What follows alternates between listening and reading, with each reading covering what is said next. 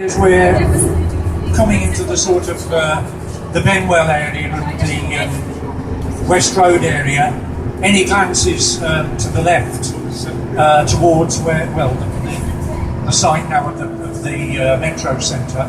Obviously, that is the look, basically from Get Carter.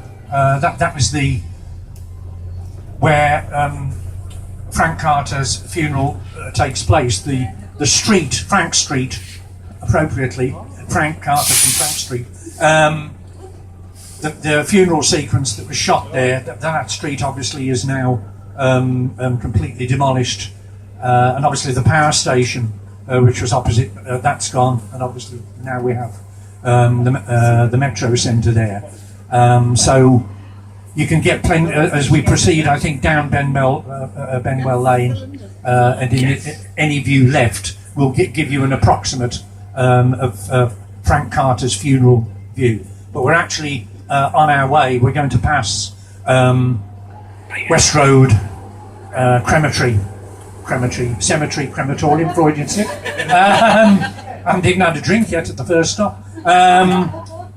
We'll talk, and I'll talk a little bit about this. And of course, we are obviously, near the Benwell area here. And as we are here, people really forget the incredible role that Newcastle and the North East has spent and given to children's television.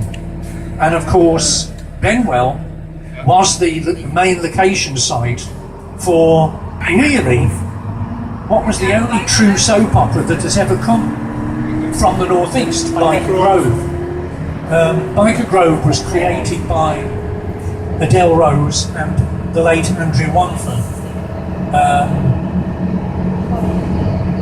Andrew Wanfer became managing director of Granada, having been MD of Tyne Idols, and of course she was the co-creator of The Tube, which is the programme that brought me up here originally. When The Tube finished, they wanted to retain that independent spirit and create really a youth-based programme that would really break the mould, that wouldn't be full of sort of uncle or big brother or big sister figures. A drama that would be truly centred on all the matters affecting young people in many different ways. And obviously the result was the extraordinary long-running and successful series Biker Grove. And as many of you will know, it was filmed here, where we are now, at a former bishop's residence, a place called The Mitre in Benwell. The Mitre that I knew was a band venue. I remember when I was working on The Tube, going to see a couple of bands there who wanted to try and be on the programme performing at The Mitre. And then Zenith Productions took it over for Biker Grove, and 10, 12, 14 years, in the end the BBC actually bought it as a long-term location. Unfortunately, if we went by it today, you just can't see anything from the road at all. It's completely overgrown, and I'm very sad to say, is in a terrible state of repair. I don't know what's going on with it. I don't know whether it's going to be listed, whether it's going to be demolished.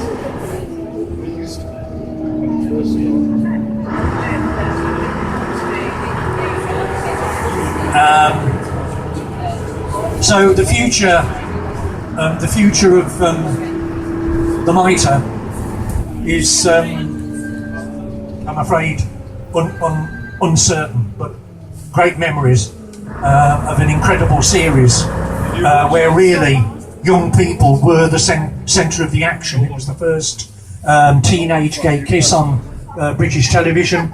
Obviously it launched the careers of Ant and Dec as PJ and Duncan, and also featured wonderful performances from Charlie Hardwick who I think was either PJ or Duncan's mother, and then later on a youth worker.